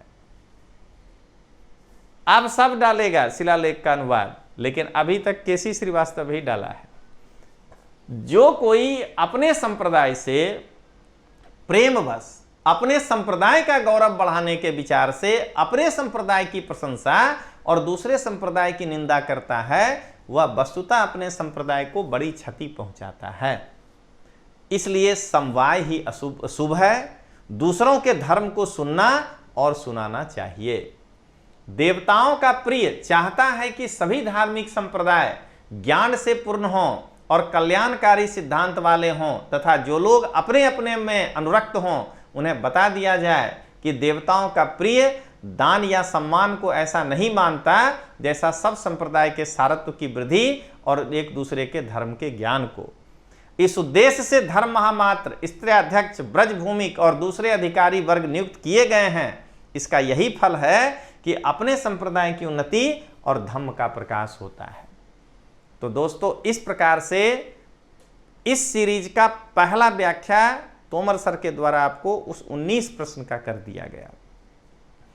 अब जो हिंदी भाषी राज्य के लड़के हैं जो हमें सुन रहे हैं, मैं भी वहीं से बिलोंग करता हूं, बिहार से ही। तो बिहार, यूपी, राजस्थान, मध्य प्रदेश के अगर वो हमारा लाभ लेना चाहते हैं तो आप दिल्ली छोड़कर अहमदाबाद आ सकते हैं। 4 विषय मैं आपको बैकअप दूंगा और उसके बाद जाके वहां फिर करिए ना जो भी करना है, या ऑनलाइन करना है तो उसका विकल्प मैं आपको दूंगा, वो आप मुझे इस फोन पे बात करिएगा। और गुजरात के लड़के को अब इसके बाद समझ में आ जाना चाहिए रियल में इतिहास का पिता कोने कहवाए, रजनीश तोमर सर ने कहवाए कि बीजा ने कहवाए, या इतिहास का भीष्म पितामह कोने कहवाए। इतिहास ने दादा, लेकिन हम हाथ जोड़ते हैं, आज भी कह रहे हैं कि मैं इतिहास का एक विद्यार्थी हूं, मैं जानकार नहीं हूं। हाँ, मैं जो जानता हूं वो आपके दिमाग में डाल सकता हूं। मैं एक इतिहास का अच्छा बेटा हूं, ये मैं कहने के लिए तैयार हूं। तो चलिए दोस्तों, आज का ये व्याख्या पूरा हुआ। और आप जो है गुजराती में जो भी लड़के, मैं फिर से कह रहा हूं, करना चाहते हैं, पानी के भाव में 4 सब्जेक्ट आपको मिल रहा है 15,797। भारत डिजिटल क्लास में जाइए, IAS फुल कोर्स पैकेज में जाइए और मेरे 4 वीडियोस को देखिए और आनंद से मस्ती में घूमिए कि अगला साल हम 90 क्रॉस करेंगे। साथ में अगर हम करंट कर लिए तो हम 100 क्रॉस करेंगे और हमारा PT पक्का। तो चलिए दोस्तों, मिलते हैं फिर हम लोग। जय हिंद, जय भारत।